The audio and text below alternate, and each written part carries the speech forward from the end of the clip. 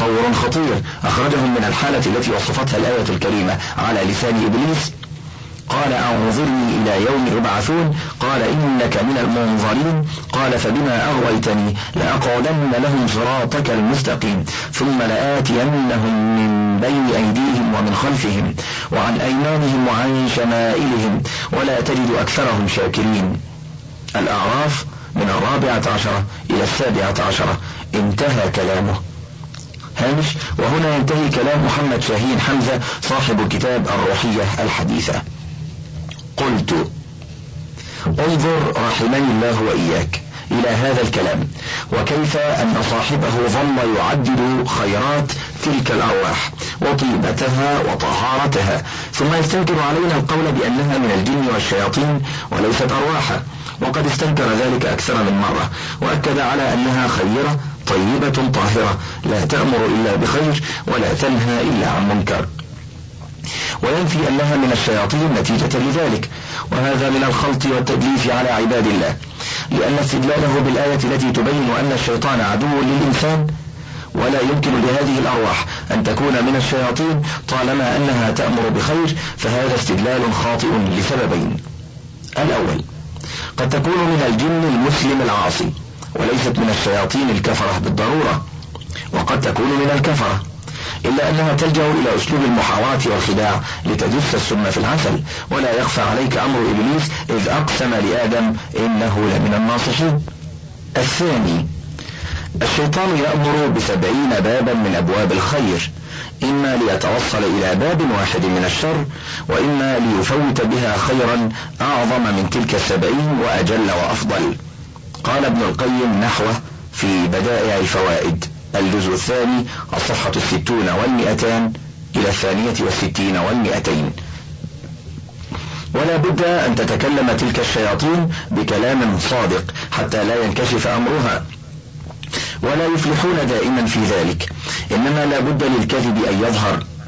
هامش: وقد ذكرت أكاذيبهم في أكثر من موضع من كتابنا هذا. انتهى.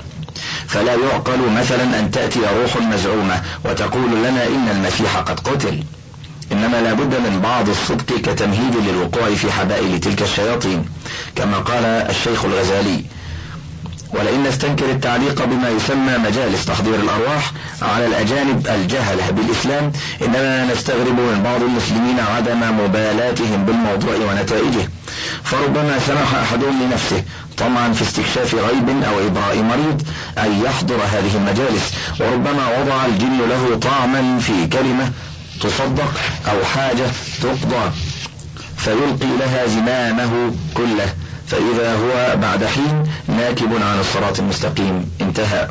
هامش: ركائز الإيمان بين العقل والقلب، والصفحة 84 و200، الطبعة السادسة، عام 79 و900 وألف من الميلاد. انتهى.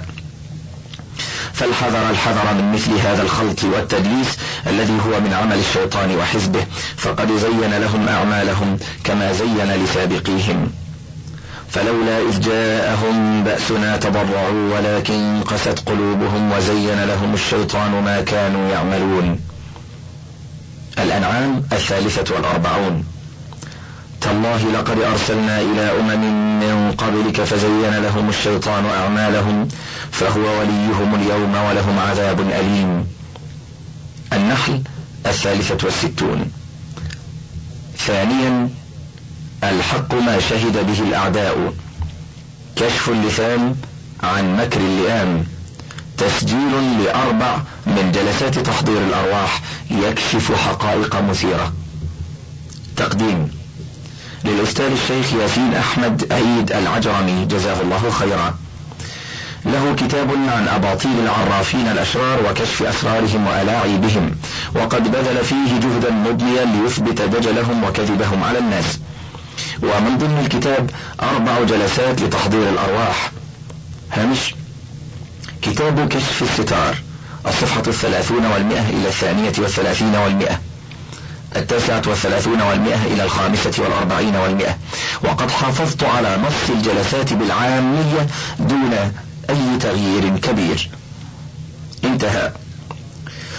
ومن ضمن الكتاب 4 جلسات لتحضير الأرواح آثرت أن أنقلها هنا كاملة كدليل صادق على أقوالنا عن الأرواح، وقد حرصت على أن يكون لي تعليقات عليها في هوامش هذا الفصل. والجلسات المذكورة تكشف اللثام عن مكر اللئام من الشياطين والأبالسة وخداعهم للقائلين والممارسين لتحضير الأرواح، ولا شك أنها ستفيد القارئ وتعطيه صورة واضحة عن هذه الأكذوبة، والحق ما شهد به الأعداء والله المستعان. الجلسة الأولى. قال الشيخ في كتابه، عزيز المستمع يشير إلى الشيخ ياسين العجرمي: في يوم جاءني صديق حميم وطلب مني تحضير أي روح من أرواح الموتى. قلت له: وهل تصدق ذلك؟ قال: نعم. فقرأت بعضا من الآيات القرآنية وطلبت روحا من الأرواح فحضرت وقالت: سلام عليكم. فقلنا: وعليكم السلام ورحمة الله إن كنت مؤمنة. ودار الحوار التالي: س: روح مين اللي مشرفانا؟ ج: روح ولي من أولياء الله الصالحين الذين كانوا يصومون النهار ويقومون الليل. سؤال: ما اسمك لكي ننادي عليك به؟ جواب: لا تسأل عن اسمي. سؤال: لماذا؟ ج: أنا من العلماء المسلمين. سؤال: أيمكن أن أسألك سؤالا في الدين؟ جواب: اتفضل وما تطولش الكلام. سؤال: القرآن كم سورة؟ جواب: 114 سورة. سؤال: أتحفظه كله؟ جواب: نعم، وتفسيره وكل آية في أي مكان نزلت وسبب نزولها. سؤال: قل أعوذ بالله من الشيطان الرجيم واقرأ آية الكرسي. جواب: لا كفى اصرفني، أنا لا أستعيذ. سؤال: لماذا؟ جواب: أنا أستعيذ من نفسي. سؤال: ليه، هو أنت شيطان؟ جواب: نعم. سؤال: ما اسمك؟ جواب: نخنوخ من أولاد إبليس. سؤال: هل أنت مسلم؟ جواب: لقد أسمعتني ما أكره ولا أحب أن أسمع كلمة مسلم أبدا وإني أكره المسلمين. سؤال: إيه اللي في جيبي وجيب زميلي وما أسماؤنا كاملة؟ جواب: ذكر ما في جيوبنا وأسماءنا وكانت الإجابة صح. هامش: قلت انظر فصل هل الجن تعرف الغيب من كتابنا هذا لتعرف منه كيف تكون الإجابات صحيحة في بعض الأحيان. انتهى. سؤال: وإيه اللي جابك في الجلسة دي؟ جواب: كل ما الاقي ناس قاعدين يحضروا أحضر علشان أضحك شوية. سؤال: لكن ازاي انت حافظ القرآن؟ جواب: حافظ منه آيات كتيرة أستدرج بها أمثلكم. سؤال: طيب اسمع مني هذه الآية. وقرأت: أعوذ بالله من الشيطان الرجيم، بسم الله الرحمن الرحيم، الله لا إله إلا هو الحي القيوم. البقرة 55 و200 إلى آخر الآية، آية الكرسي، فلم أجد للروح أثرا. وبناء على ذلك اقتنع صديقي بأن ما فيش أرواح للموتى بتتحضر، لأن أرواح الموتى لا يعلم مستقرها إلا الله رب العالمين. هامش: ولآية الكرسي فضل عظيم في طرد الجن والشياطين والتحصن منهم، وقد شرحت ذلك بالتفصيل في باب كيفية إبطال تجارب تحضير الأرواح من كتابنا هذا، فارجع إليه في موضعه. انتهى الهامش. نتائج 800 جلسة في تحضير الأرواح. قال الشيخ ياسين: ولقد قمت بتحضير الأرواح بنفسي ما يزيد على أكثر من 800 جلسة، ولم تحضر أي روح لمتوفى. في مرة حضرت روح وقالت: أنا روح أحمد البدوي، وأخرى تقول: أنا روح الحسين بن علي رضي الله عنهما. وفي مرة حضرت روح وقالت: أنا جبريل صاحب الوحي. وقد عرفت من كلامي معهم أن كل هذا الكلام كلام فارغ لا أصل له، وما هي إلا أرواح شياطين الجن. الجلسة الثانية. في يوم كنت جالسا ومعي بعض الأصدقاء في غرفة مظلمة، وقال لي أحدهم وهو مهندس اللي فيه واحد من الأصدقاء بيحضر لنا روح سيدنا الحسين ابن علي ابن أبي طالب ونتكلم معاها بما نشاء، فما قولك؟ فقلت له إنه يكذب عليكم ويخدعكم. فقال من الذي يكذب علينا، الروح أم الشخص؟ فقلت كليهما. فقال إنه موجود معنا الآن. فقلت له نحن الآن في غرفة مظلمة، خليه يحضر لنا روح سيدنا الحسين رضي الله عنه. فقام الشاب وهو مسيحي الديانة وتأكد من غلق الأبواب والنوافذ، ثم جلس بجواري أنا شخصيا وقرأ كلاما غير مفهوم، وبعد حوالي ما يقرب من نصف ساعة إذا بالمكان يهتز وصوت شديد يصرخ في سقف الغرفة، ثم نزل إلى الأرض وألقى علينا السلام، ثم سلم علينا كل إنسان باسمه واسم أمه، وهذا عجيب. هامش. قلت إذا عرفت كيف يعرف أسماء الحاضرين يبطل هذا العجب. انظر فصلي هل الجن تعرف الغيب؟ فقد أوضحت فيه كيف يعرف هؤلاء الشياطين الأخبار والأسرار عن الإنسان. انتهى. وهذا عجيب. ثم قال انتم طلبتوني ليه؟ فقال الرجل الذي قام بتحضيره الشيخ ياسين مش مصدق بانك روح سيدنا الحسين، وبيقول اني كذاب والروح اللي بتحضر كذابة. فقالت الروح طب اعطيني اذن عشان اتكلم مع الشيخ ياسين علشان اقنعه قبل ان تصرف الجلسة.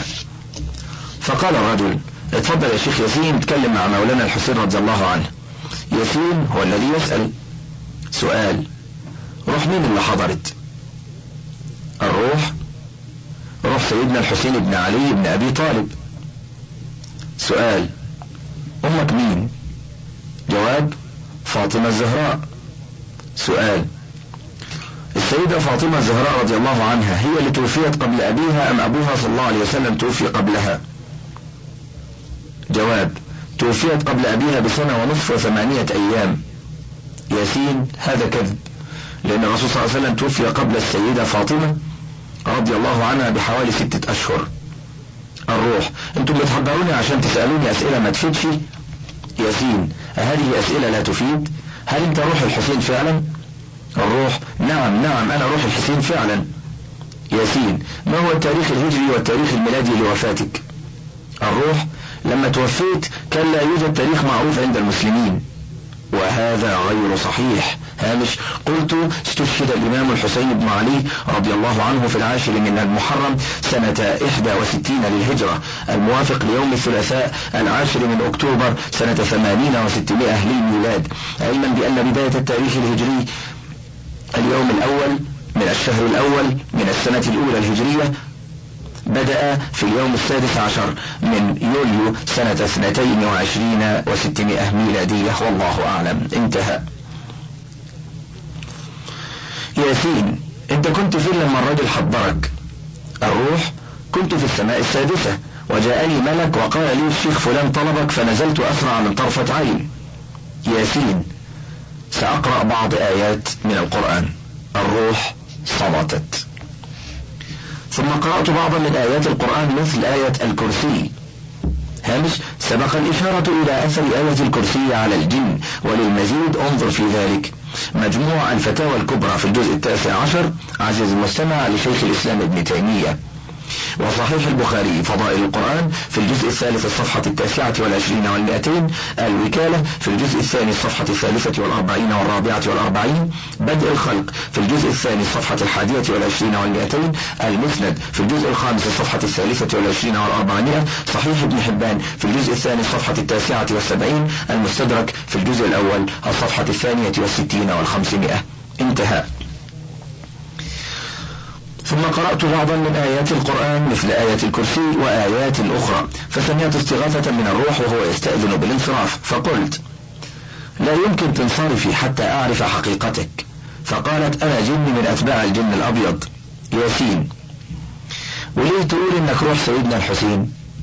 الروح أنا لقيت الشاب بيحضر فحضرت لمدعبته، فقال أنا عايز أعرف روح مين اللي حضرت، فقلت له أنا روح سيدنا الحسين. ياسين طيب ليه ما قلتلوش انك روح واي واحد من النصارى طالما انه هو مسيحي؟ الروح انا ما عرفتش انه مسيحي الا بعد ما سمعت منك انه مسيحي. ياسين لكن انت ايه؟ الروح أنا جن من سكان المزابل تبع الجن الأبيض،